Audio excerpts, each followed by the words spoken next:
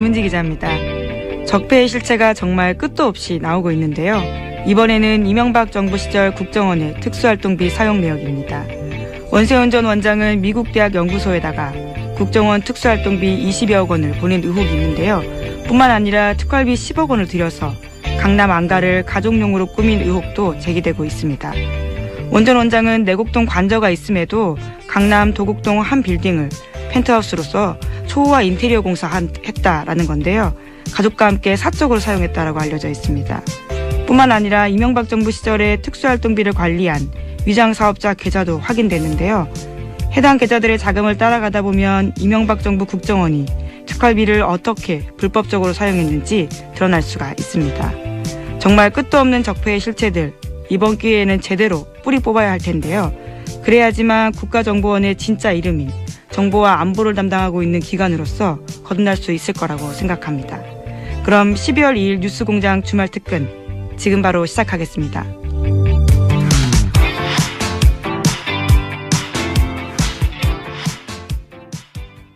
주말 특근 첫 번째 순서 정의당 노회찬 원내대표의 노르가즘입니다. 11월 29일 수요일 3부에 방송된 내용 다시 한번 들어보시죠. 네, 가장 핫한 반응이 나오는 노르가즘.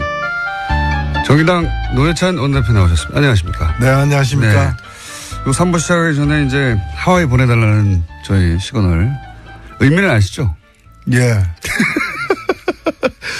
코너 끝나고 가시는 길에 사장님 좀 면담 좀 와주세요. 예. 같이 가자 하와이. 같이 가자.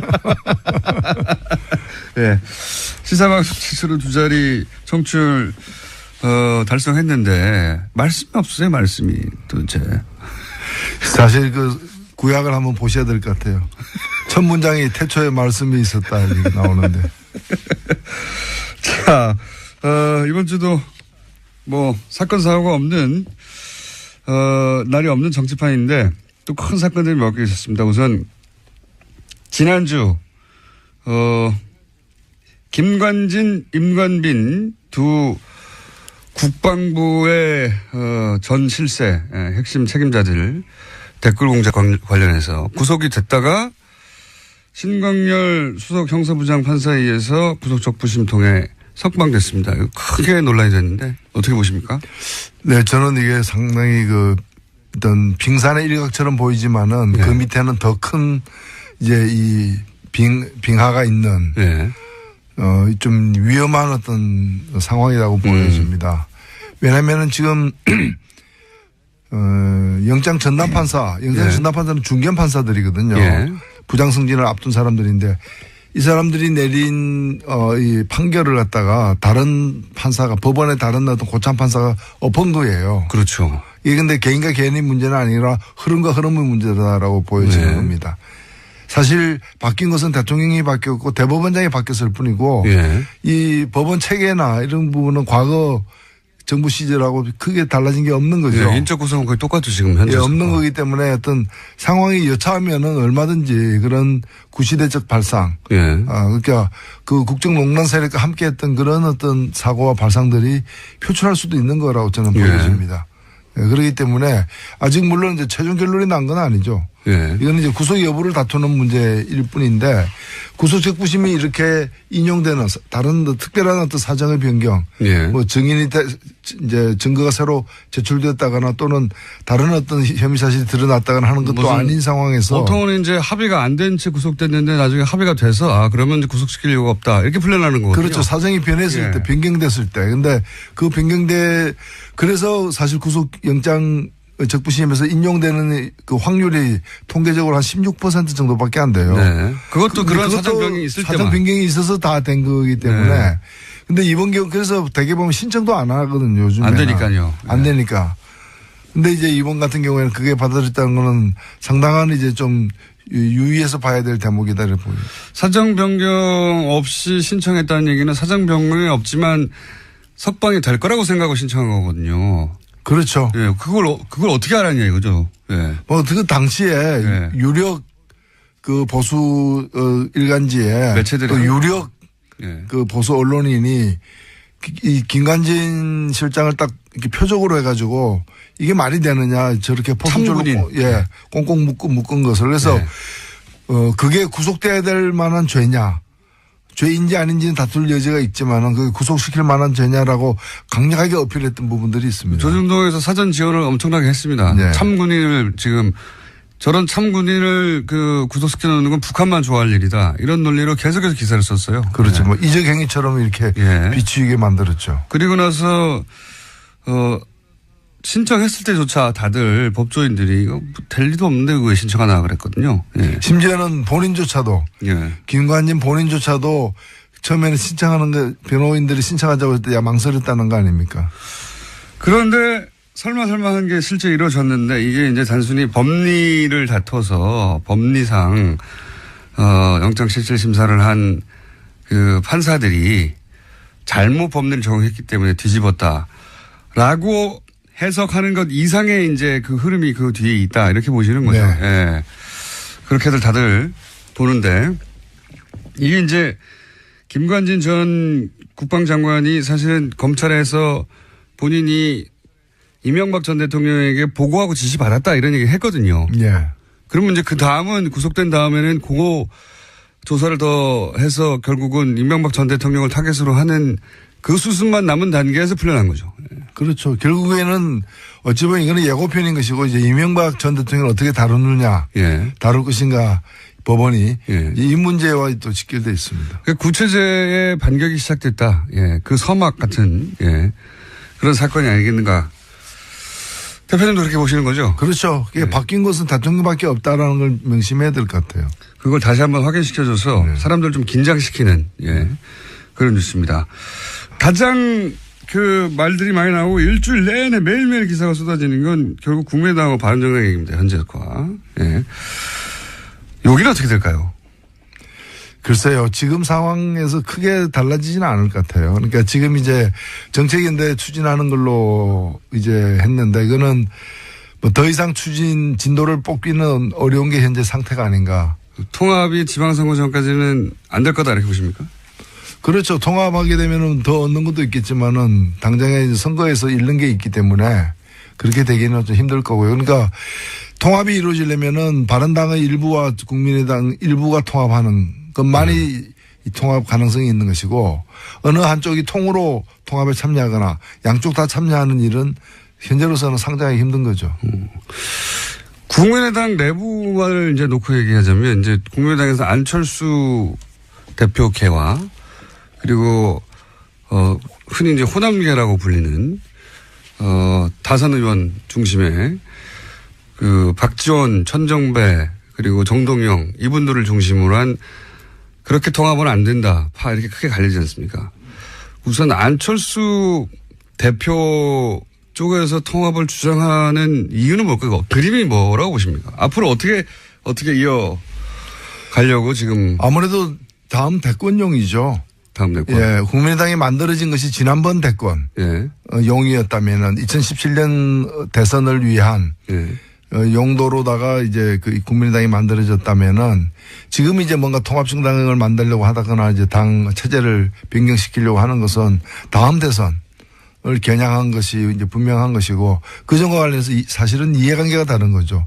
안철수 대표는 중도 보수라고 얘기하지만은 사실은 그 지금 자유한국당에 제대로 된 후보가 없다고 보여지는 것이고 그래서 자유한국당 바깥에서 최대한 그 보수 세력들을 결집시킨다면은 결과적으로는 자유한국당까지도 견인해낼 수 있는.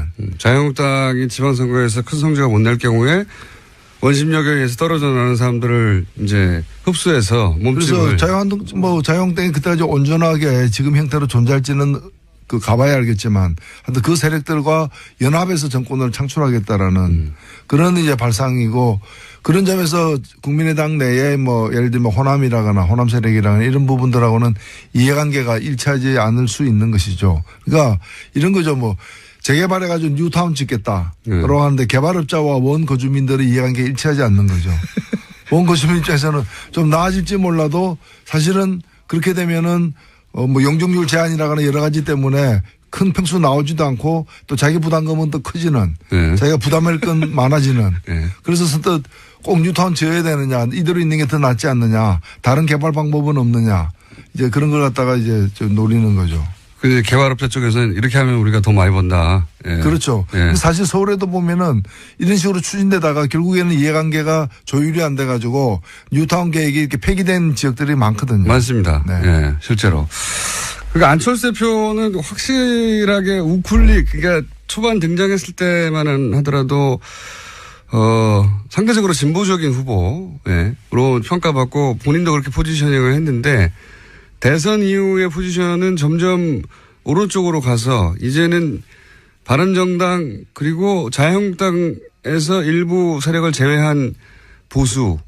그래서 이제 보수의 적자로 본인을 포지션에 나가려고 하는 플랜의 첫 출발인 것 같아요. 지금 확실히. 그렇죠. 과거에 그 새정치에 이렇게 공감해서 결집했던 그런 어떤 지지세는 거의 다 이렇게 또 새로운 판단을 다 하게 된 상황이기 때문에 이제는 뭐 다른 지역에 가서 이제 또 새로운 보수 정치에 깃발을 올리고 있는 중이 아닌가. 보수의 적자가 되려고 하시는 것 같아요. 이제는 보수 적자가 사실 중도 보수라고 하는데 우리나라의 중도 보수는 뭐 유럽 이 진보 보수 여야가 아니라 이제 좌우의 개념이 탄생한 유럽 기준으로 보자면 중도 보수는 민주당 정도 되는 거고 정의당이 이제 중도 좌파 이 정도 되는 거지 않습니까? 그렇죠. 예, 유럽 기준으로 보자면 자유한국당은 거의 오른쪽 끝에 있는 거고 사실 자유한국당은 그 우파라고 보기도 힘들죠. 사실 유럽 기준으로 극우죠. 예. 극우 세력이라고 봐야죠. 유럽 기준으로 보자면 그렇고 그래서 그렇게 이제 좌우의 개념이 탄생한 유럽 기준으로 보자면 맨 오른쪽 끝에 자유한국당이 있고 그다음에 중간에서 오른쪽으로 약간 간 게 민주당이고 그리고 중간에서 약간 왼쪽으로 간 게 정의당 뭐 이 정도 정도 아닙니까? 그러니까 그 안철수 대표가 말하는 중도 보수라는 것도 사실 우파거든요. 그냥 우파 유럽 기준으로 보면. 예. 그리고 사실 우리나라에도 이제 새로운 보수 어떤 세력들 그런 노선이 필요한 거죠. 뭐 그 국정농단 세력과 같은 부분을 갖다가 보수라고 보기도 힘든 것이고요.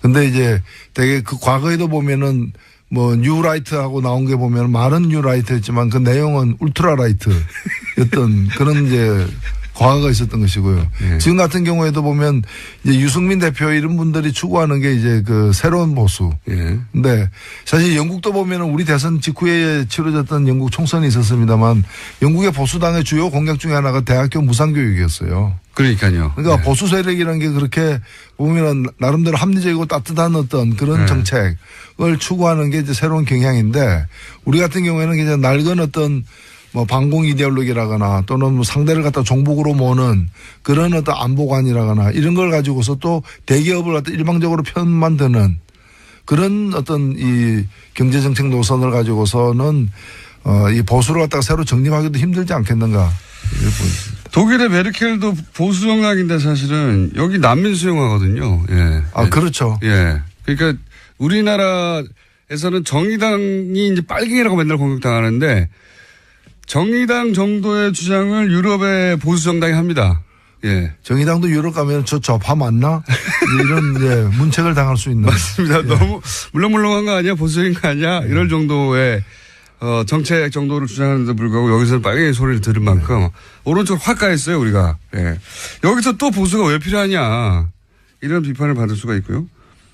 유승민 대표의 그림도 비슷한 거 아닐까요? 유승민 대표도 유승민 대표 입장에서 보자면 안철수 대표 쪽을 끌어들여가지고 몸집을 키운 다음에 본인이 원래 보수에서 적자니까 정통이니까 결국은 안철수 대표를 끌어들여도 본인이 적자가 될 수 있다 이런 생각을 한 거 아닙니까? 이제 결과적으로는 비슷한데 예. 안철수 대표의 스탠스가 비슷한데 사실은 두 사람의 출발이 달랐기 때문에 예. 민주당 쪽에서 출발해가지고 그까지 간 사람하고 예. 그다음에 자유한국당에 있었지만은 자유한국당으로서는 자유한국당은 더 이상 이제 그 유효 기간이 끝난 상품이다. 이제 그래서 자유한국당으로 다시 들어가지 않고 바깥에서 이제 제대로 된 보수를 갖다가 규합해서 세워나가겠다는 그런 사람하고는 같지가 않은 거죠. 출발이 다른 분인데. 그래서 어찌 보면 그 유승민 대표는 좀 뭐 험한 길을 갖다가 가겠다.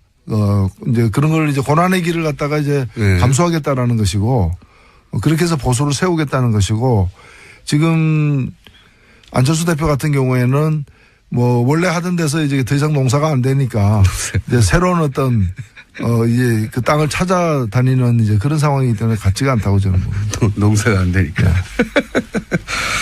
자, 이 정권의 지금 그 지지율 고공행진은 언제까지 갈까요? 글쎄요, 그걸 참 점칠 수는 없겠지만은 저는 생각보다는 꽤 오래 갈 수도 있다 보여집니다. 워낙 못해가지고 야당이. 아니 왜냐하면 이번에 이게 현상적으로 겉으로 보면 정권이 교체된 거지만은 제가 볼 땐 정권이 교체된 게 아니라 시대가 교체된 거거든요. 예, 시대가 교체되기 때문에 구 세력들이 다시 이렇게 좀 회복해가지고 지지세를 규합해서 가기에는 많은 시간이 걸릴 거로 저는 보여집니다. 그래서 정의당 같은 경우에는 큰 욕심 부리지 말고 나름대로의 어떤 역할이 저는 있다고 보여지거든요. 그래서 원내 교섭단체 구성을 갖다가 지금으로서는 상당히 꿈꾸기도 힘든 것으로 보일 수도 있는데 그런 걸 목표로 해가지고 차분하게 남은 어떤 3년을 갖다가 관리해 가야 되지 않느냐 생각합니다. 자, 그러면 3년 동안 그게 이루어질지 3년간 앞으로 이 코너를 계속 해보겠습니다. 자, 오늘 여기까지 하겠습니다. 정의당의 노회찬 원내대표였습니다. 감사합니다. 네, 감사합니다. 네, 네가 가라 하와이가 아닌 함께 가자 하와이. 역시 노회찬 대표입니다.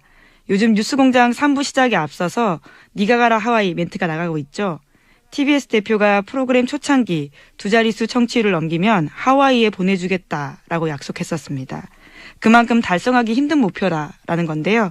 다시 말해서 하와이 정도는 보내줘야 할 수준의 대단한 성과였기에 농담처럼 한 약속이었습니다. 그런데 김어준 뉴스공장이 최근 청취율 조사에서 10%를 넘겼습니다. 라디오 전체 순위는 2위였지만요. 1위 컬투쇼를 바짝 쫓고 있습니다. 불과 1년밖에 안 된 라디오 프로그램이, 그것도 연예인 출연 없는 시사 프로그램이 이런 성과를 거둔다는 건 매우 이례적인 일인데요. 이제 관심은 과연 뉴스공장 스태프들이 하와이 포상 여행을 가게 될까 하는 점인데요. 저도 궁금합니다. 그리고 저는 어떻게 될까요? 지난해 12월부터 뉴스공장 쭉 결근 없이 출근해 왔는데요. 이렇게 숟가락 슬쩍 얹어봅니다. 민망하니까요. 얼른 교통정보 듣고 가겠습니다. 두 번째 순서 지난 11월 27일 월요일 2부에 방송된 이정열 전 부장판사 인터뷰입니다. 다시 한번 들어보시죠. 국민 여러분 안녕하십니까. 여러분의 귀염둥이 MB 인사 올리겠습니다. 국민 여러분, 우리나라는 지금 여러모로 위기를 맞고 있습니다. 안보는 위태롭고 경제는 어렵고 정치는 혼란하고 심지어는 법까지도 고무줄매로 왔다 갔다 하고 있습니다. 저는 전직 대통령으로서 지금 이 상황이 좀 심히 걱정되는 상황입니다. 그런 확신을 마저는 가지고 있는 겁니다. 그까지만 우리가 누굽니까? 어려울수록 강해지는 민족 아닙니까? 이럴 때일수록 아래위가 똘똘 뭉쳤어. 아래위가 손발을 맞췄어. 마음도 맞추고 말도 맞췄어. 이 위기를 극복해 나가야 됩니다. 그런 확신을 마저는 가지고 있는 것입니다. 화이팅! 화이팅입니다. 예. 여기까지야. 끝난 거야. 가자. 우리 또 맞춰봐야지. 맞추고 오늘 건 약간 실패인 것 같죠? 김관진 전 장관, 임관빈 전 실장 모두 석방이 됐습니다. 이 사건 저희가 뉴스공장 전속 영장 해설 판사 법무법인 동안의 변호사 아니고 사무장 그리고 영장 전담 판사를 실제로 해본 경력을 가진 이정열 전 부장판사 오늘은 스튜디오에 직접 나오셨습니다. 안녕하십니까? 네, 안녕하십니까? 아니 어떻게 스튜디오에 직접 나오겠다고 하셨어요? 이게 저 처음에 공장장님도 서두에서 말씀하셨지만은 좀 이상합니다. 지금 상황이 되게 매우 이상한 상황입니다. 매우 좀 엄중한 상황이 아닌가 싶어서 뭐 제가 그렇게 영향력이 있거나 그런 사람은 아니지만 그래도 좀 알고 있는 거는 좀 청취자님들께 전달을 해드려야 될 의무가 있지 않나 싶어서 청을 넣었는데 또 여기 사실 출연하고 싶어 하시는 분들 되게 많으시잖아요. 되게 많습니다, 사실. 근데 그렇게 받아주셔가지고 너무 감사합니다. 쪽쪽 뽑으려고 그러는 거죠? 예, 준비되어 있습니다. 예. 지난주에 저희가 잠깐 인터뷰를 했어요. 예. 잠깐 인터뷰 할 때 이런 방식의 석방은 정말 드문 일이고. 네. 구속적부심으로 이제 석방이 된다 하더라도 보통은 이제 영장이 발부됐는데 그 이후에 합의가 됐다더라. 네. 혹은 뭐 새로운 뭐 유리한 이제 구속된 사람에게 유리한 증거가 나왔다더라. 네.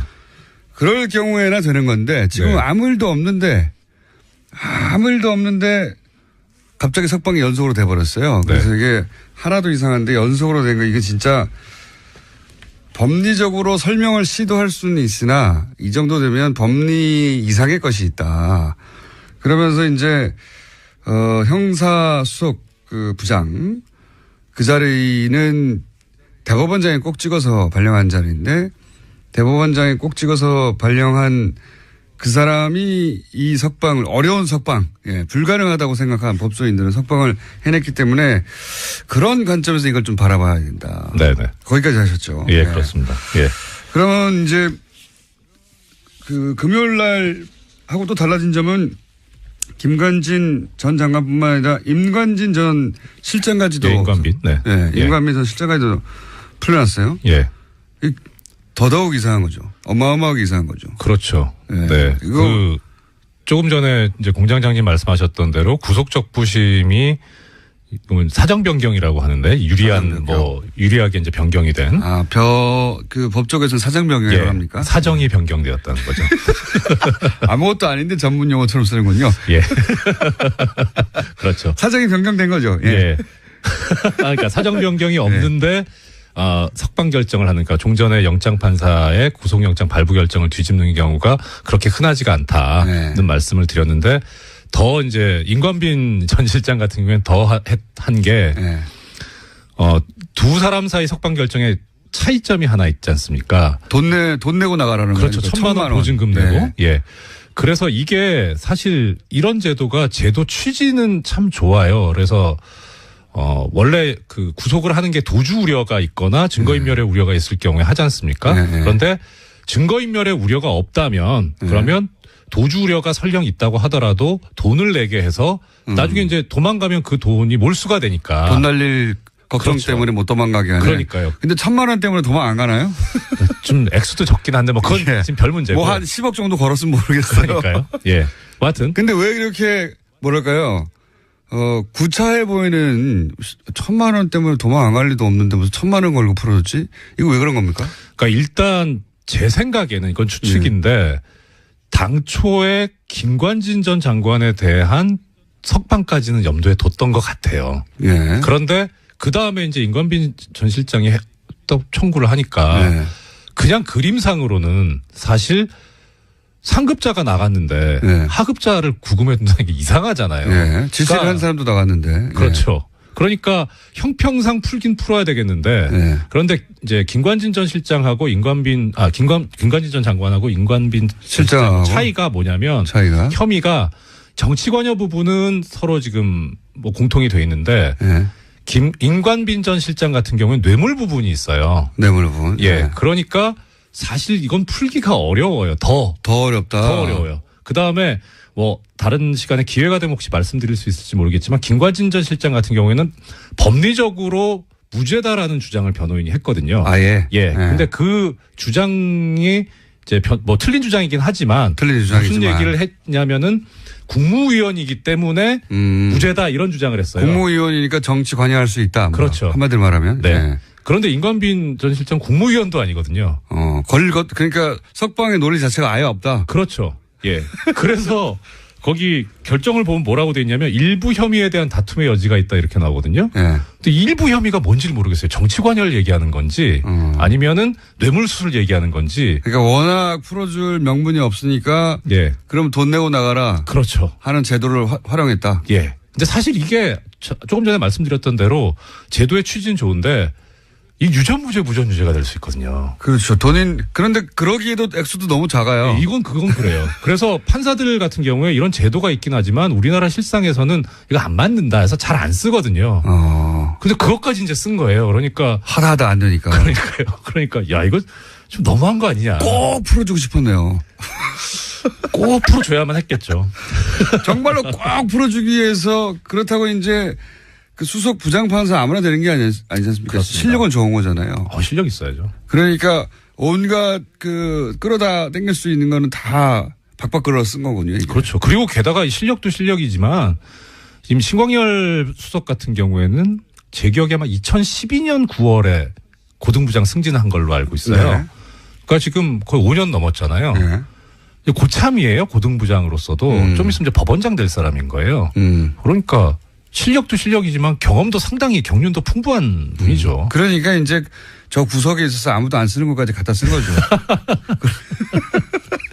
그만큼 이 법을 아는 사람들이 내부적으로 보기에는 야 이렇게까지 해서 풀어주나 이런 사안이라는 거죠. 그렇죠. 예. 그렇게 해서 풀어줬습니다. 예. 풀어줬는데 여기서 이제 한 가지 정도만 따져볼까요? 뭐 법리를 따질 이유가 없다고 하셨는데 말이 안 돼서 방어권 보장 위해서 풀어줬다고 했잖아요. 김관진 전 장관이. 이게 왜 말이 안 되는 겁니까? 그러니까 보통 이제 방어권 보장을 위해서 석방을 하는 경우에 구속영장 청구를 기각하거나 하는 이유는 뭐냐면 일단 검찰 측에서 이러한 범죄 혐의가 있다고 구속영장을 청구를 하잖아요. 그리고 이제 자료를 제시를 하죠. 소명 자료를. 그거 보면은 당연히 이제 어느 정도 증명이 되겠죠. 그러니까 검찰이 청구를 하는 거고. 근데 거기에 대해서 피의자 측이, 그러니까 영장 청구의 대상이 된 피의자가 사실은 이게 이렇게 된 거다고 자기한테 유리한 주장을 합니다. 그러면서 일부 증거를 또 제시를 해요. 그럼 재판부에서 보기에 이게 변명이 말이 된다. 설득력이 있다. 그 설득력이 있는데 이걸 뒷받침하려면 조금 더 증거를 수집해야 되는데 구금을 해놓으면 구속을 해놓으면 사실 제일 증거를 잘 알고 있는 사람은 피의자 본인이잖아요. 그러니까 이렇게 구금을 해놓으면 검찰은 자유롭게 증거를 수집할 수 있는데 피의자는 구금이 돼가지고 자유롭게 증거를 수집할 수 없으니까 형평에 어긋난다 해서 방어권 보장을 해서 푼다는 거예요. 그러니까 전제는 뭐냐면 증거 수집을 위해서 필요한 거죠. 그렇죠. 본인에게 유리한 증거. 피의자가 말하는 게 말이 되는 것 같은데 피의자한테 유리한 증거를 수집하려면 자의 몸이 돼야 되니까. 그렇죠. 이런 논리죠. 네. 그렇죠. 그러니까 이거는 사실관계 문제하고 법리의 문제가 있는데 보통 이제 다툴 때 혐의를 다툴 때 근데 증거의 문제니까 이건 법리의 문제가 아니고 사실관계의 문제인 거죠. 사실관계를 다투겠다는 거. 내가 그 돈을 줬다. 그랬는데 그 준 증거가 5개쯤 있는데 한 2개밖에 못 모았고 3개 또 모아야 된다. 그렇죠. 뭐 그럴 때 이제 그 세 사람을 만나면서 막 그 증거를 찾아야 되니까. 그렇죠. 그럴 때 내가 보내주는 건데. 풀어주는 건데. 그러니까 그러면은 이 재판부 논리대로 하면 이 사실관계에서 증거 수집에 지금 필요성이 있구나라고 이해는 할 수 있어요. 근데 재미있는 게 이 김관진 전 장관의 변호인이 언론 인터뷰를 하면서 뭐라 그랬냐면 모든 증거가 다 수집돼 있다. 이런 얘기를 해요. 증거 인멸할 이유가 없다 이거죠. 그런 얘기인 것 같아요. 일단 뭐 법률계 쪽에서 보자면 변호인이 얘기한 게 좀 눈길이 가는 거예요. 법전의 관점에서 보자면 변호인이 그러니까 의뢰인이 나는 적부심 신청 안 하고 싶은데라고 했는데 변호인이 주장해가지고 적부심 신청했다는 기사대로라면. 거예요. 법무법인 발언이라고. 발언이죠. 그 유명한 BBK를 담당했던. 그렇죠. 그 대표 변호사. 이명박 전 대통령과 아주 밀접한 관련이 있는. 이명박 전 대통령 시절에 비약적으로 발전한. 뭐 하여튼 그건 그렇고. 하여튼 발언해서. 그렇게 안 한다고 했는데 신청했다. 신청했어요. 그러면 보통 이제 일반적으로 뭐 전 변호사는 아니지만 보통 변호사가 못 되신 거죠. 그 사무장에 머물러 계신 거죠. 논점에서 벗어났습니다. 그 일반적으로 의뢰인이 원하지 않는데 변호사가 하자고 하면 나중에 안 되면 어떻게 합니까? 책임 때문에 못 합니다. 못 하죠. 원래. 그러니까 의뢰인이 하자고 해도 변호사가 보기에 이건 안 될 것 같아서 말리거든요. 근데 그럼 안 된다고 말립니다. 이거 해봐야 괜히 역효과만 납니다. 이러고 말리는데 오히려 근데 이 경우에는 희한한 게 이 구속적 부심이 보통 뭐 잘 받아들여지는 거라면 또 그럴 수도 있어요. 이거 한번 해볼 만합니다 하는데 원래도 안 받아들여져요. 근데 그걸 하자고 해요 변호인이. 게다가 이렇게 중요한 사건을 더더욱 안 받아주는데. 그러니까 그걸 막 해요. 그러니까 이거 뭔가 이게 뭐 그런 소문도 들었어요. 법조계에서 이거 뭐 저는 농담이라고 생각하는데 신광열 부장하고 강훈 대표 변호사하고 둘이 통화 기록을 좀 까봐야 되는 거 아니냐. 이건 좀 심하고. 법무법인 발언하고 신광열 부장판사하고 서로 통화한 거 아니냐. 뭐 이건 저는 아니라고 봅니다. 그건 너무 심한 거 같고. 그렇게 그런 방식 유치하게 하지는 않았다고 봐요 저는. 네, 적어도 최소한 이거 청구하면 가능성이 있다라고 하는 어떤 뭔가 상당한 근거를 가지고 있다는 뭔가 거죠. 시그널이 있었으니까 했겠죠. 그렇죠. 그렇지 않으면은 뭐 법무법인 발언 측에서 그 책임을 감수하면서 뭐 하려고 하겠습니까? 변호사들은 대단히 보수적입니다. 이럴 때. 그렇죠. 안 되는 걸 했다가 괜히 손해날 일을 아마도 피의자가 하자고 해도 안 된다고 말리는 게 정상인데 네. 안 한다고 하는 걸 끝까지 하게 했다고 하면 믿는 구석이 있어요. 그러니까요. 믿는 구석. 그러니까 이건 좀 이상하다. 뭔가 있다. 그 생각이 들어요. 그때부터 그러니까. 이상하다고 생각하셨군요. 예. 그러면 찍어서 신광열 부장판사를 양승태 대법원장 시절에 찍어서 임명한 소위 말해서 이제 오른팔 정도 되는 사람이다. 이런 찍어서 임명했다는 확실한 겁니까? 뭐 오른팔이라는 말씀 제가 드린 말씀은 그건 아니고 주진우 기자의 표현이긴 합니다. 찍어서라는 건 그건 당연히 근거가 있죠. 그러니까 이게 제가 찍어서 발령냈다라는 걸 가지고 30초 남았습니다. 그렇습니까? 예. 그 최초 보도한 그 비난하는 얘기를 최초 보도한 문화일보 기사에도 그렇게 나와 있어요. 2006년 2월 2일자 기사인데 거기 보면 서울중앙지방법원 형사수석 부장판사로 신광열 부장이 간다라고 그렇게 나와 있어요. 근데 인사 발령문이 그렇게 돼 있어요. 아예. 발령문이 딱 그 사람 이름을 찍어서 두리뭉실 나오는 게 아니라. 그러니까 신광열 부장만 온 게 아니라 다른 수석 부장들 다 그래요. 찍어서 부장판사는. 네. 법무법인 동안 사무장 이정열 전 부장판사였습니다. 네, 고맙습니다. 네, 석방된 김관진 전 국방부 장관의 혐의가 추가로 계속해서 확인되고 있는데요.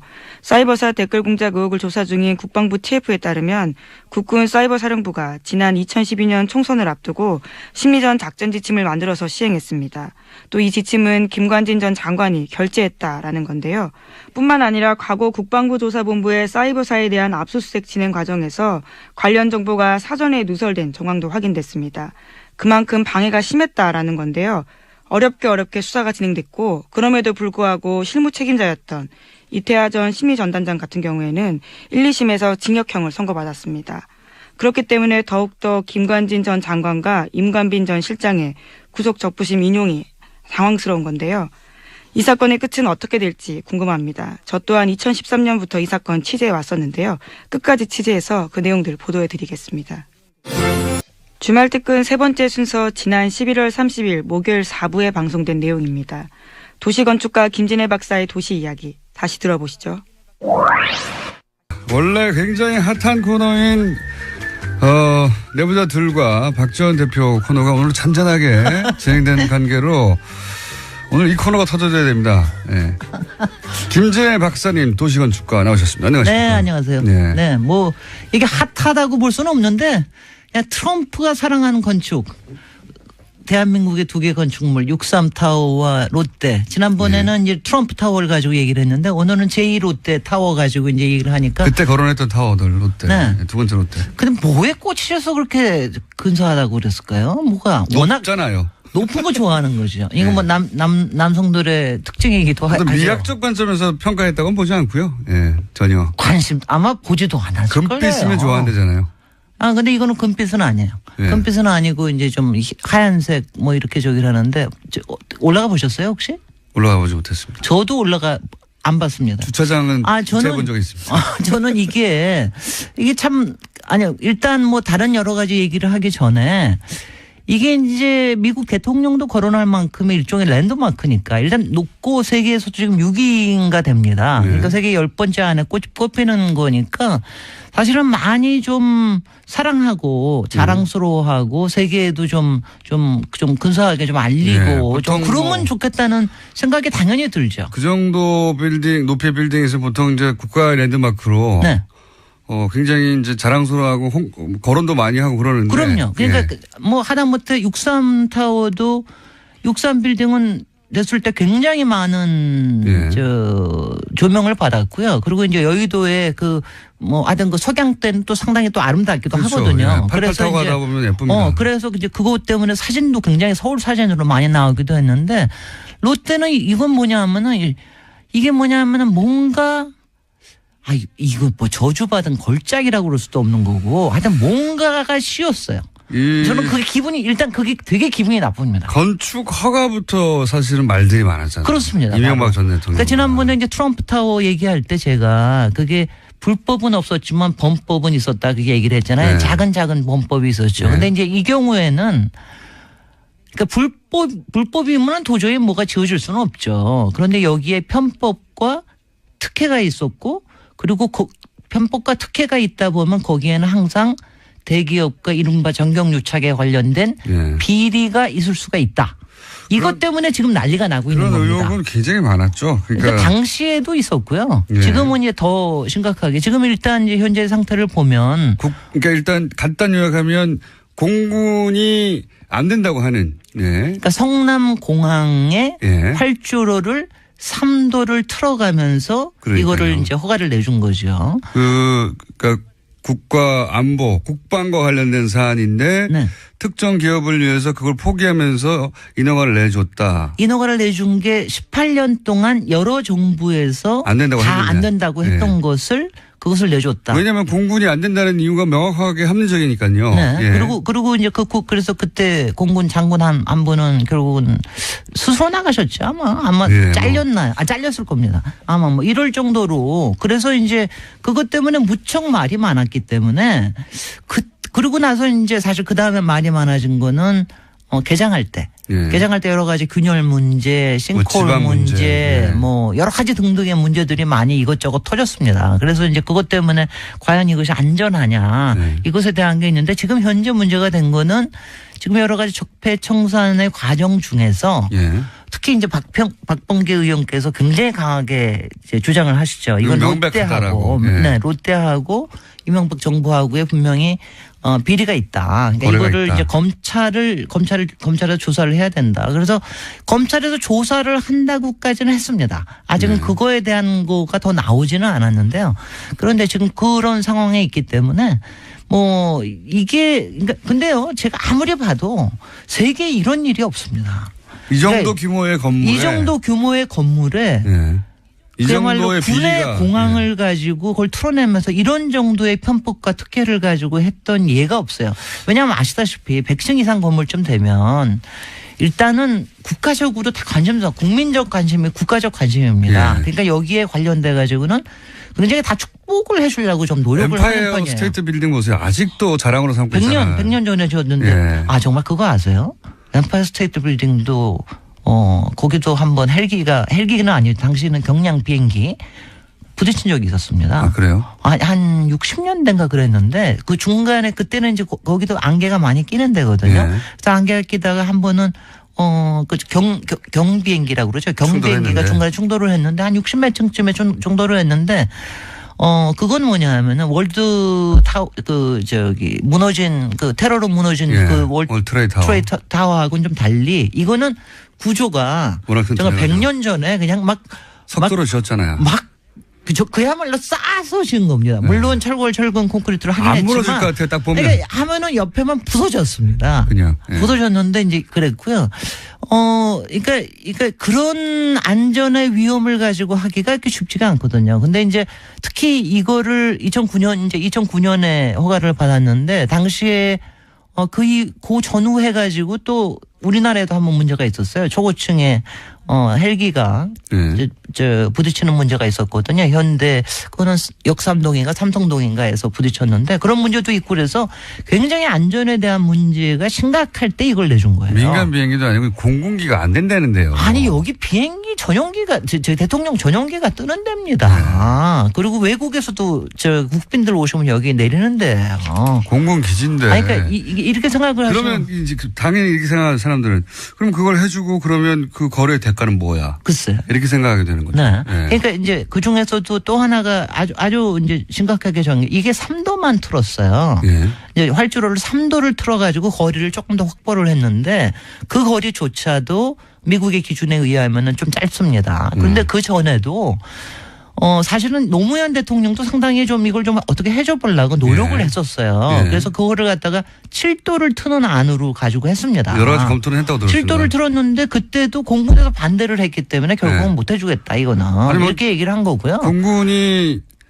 국방을 이유로 네. 안보 문제를 이유로 안 된다고 하면 네. 대통령이 그 뭉갤 수가 없어요. 당연히. 네. 그래서 다 안 됐던 건데. 그래서 그때도 안이 뭐였냐면 10도를 트는 안을 가져왔습니다. 네. 그러니까 10도를 트겠다면 조금 더 안전할 거 아니겠어요? 근데 10도를 트는 거하고 3도를 트는 안하고 이걸 이제 어차피 비용은 롯데가 내는데 이게 1조 2천억 원 차이가 납니다. 그러니까 1조 2천억 원을 롯데가 또 세이브했군요. 그냥 세이브를 한 거죠. 그러니까 그 1조 2천 원 정도를 가서 세이브를 했다면 틀려면은 또 10도 정도 틀면 좀 더 나았을 텐데 그것도 좀 틀고 말았군요. 돈 때문에. 10도를 틀면은 엄청나게 그러니까 그게 한 거의 2조쯤 됐고요. 3도를 틀면은 한 9천억 원인가 뭐 이렇게 해가지고 거기서 또 1조 이상을. 거기서 1조 이상을 또 남긴 겁니다. 아하. 그러니까 그런 정도쯤 되면은 뭐가 야류가 없지는 않았을 수 있다는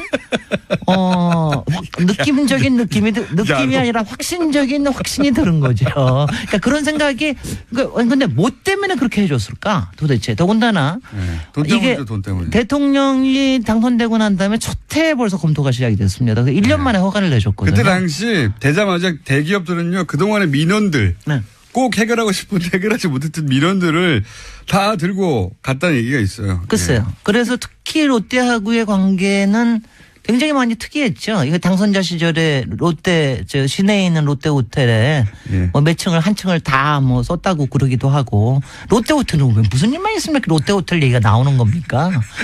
김어준 부장장도 롯데 호텔 좋아하시잖아. 뭐 하면 롯데 호텔로 날아갔다 뭐가 이런 얘기 잘 하시잖아. 저는 거기 가서 뷔페 먹은 일밖에 없어요. 올라가 본 적은 없어요. 아니 근데 롯데라는 이름이 솔직히는 박정희 때부터 해가지고 전두환 김영삼, 이명박까지 그리고 지금 박근혜 저기 때까지 안 낀 적이 없습니다. 솔직히 모든 편법과 특혜와 그리고 그 뒤에 있을지 모르는 또 다른 비읍자가 항상 결부되어 있는 거예요. 근데 이게 솔직히는 저는 제가 트위터에도 그렇게 날렸지만 신격호 회장과 이명박 대통령이 둘이 합작으로 만든 괴물이라고 생각은 저는 하는데, 이렇게 신격호 회장이 한 30년 동안 100층 이상을 짓고 싶어 했거든요. 그래서 롯데는 여기뿐만이 아닙니다. 다른 데도, 부산에도 지금 부산시청 했던 땅을 사가지고 거기에도 100층 이상 짓겠다고 계획을 갖고 있었고요. 이게 처음으로 이제 저희가 된 거죠. 근데 100층 이상을 짓고 나니까 항상 이런 거 짓고 나면은 저주가 생긴다는 얘기를 하냐. 바벨탑의 저주라고 그럴까? 이런 게 생긴다. 롯데 지금 무너지고 있는 거 보세요. 많이 여러 가지 무너지잖아요. 그 비리 문제는 비리 의혹 문제는 이제 정치권에서 다룰 문제고 혹시 건축학적으로 평가하면 어떻습니까?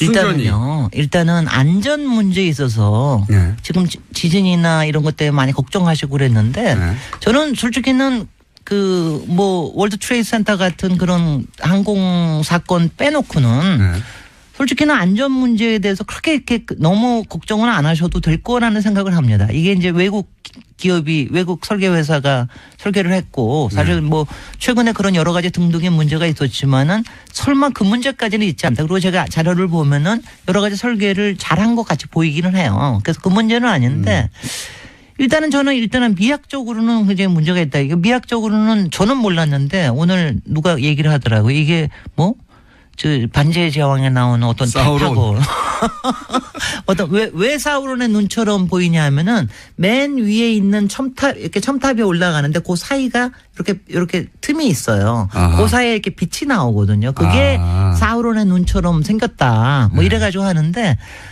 저는 하든 간에 이렇게 대충 바깥에서 보고 오면은 이렇게 관심도 안 생기거니와 그냥 되게 고개를 돌리고 갑니다. 아니 보고 싶어야 되는데 이런 거는 사실은 그잖아요. 뭐랄까요? 안타까운 일이죠.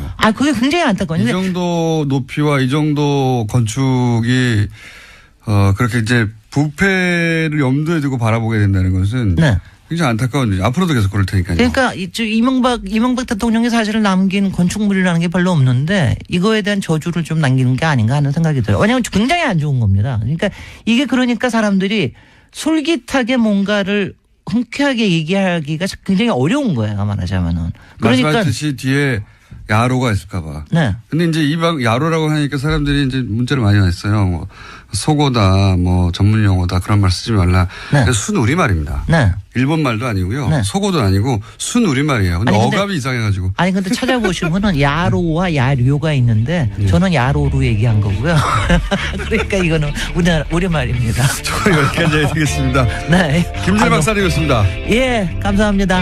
안녕. 안녕. 네, 군 활주로를 옮기고 민간 건물을 짓게 했다. 세계적으로도 유래를 찾아보기 힘들 텐데요. 무엇보다 안전 조치가 제대로 되고 있는지 궁금합니다. 지난 2014년 제2롯데월드 주변에 싱크홀이 발견돼서 충격을 줬습니다. 최근까지도 석천호수와 석천 지하차도 등에서 집안 침하 현상이 발견되고 있습니다. 제2롯데월드 주변에 대한 꾸준하고 철저한 안전점검이 소홀히 돼선 안 될 겁니다. 주말 아침 교통정보 듣고 이어가겠습니다. 시장 주말 특근, 오늘 준비한 순서는 여기까지입니다. 저는 월요일 아침에 다시 찾아뵙겠습니다. 지금까지 시사인 김은지였습니다. 감사합니다.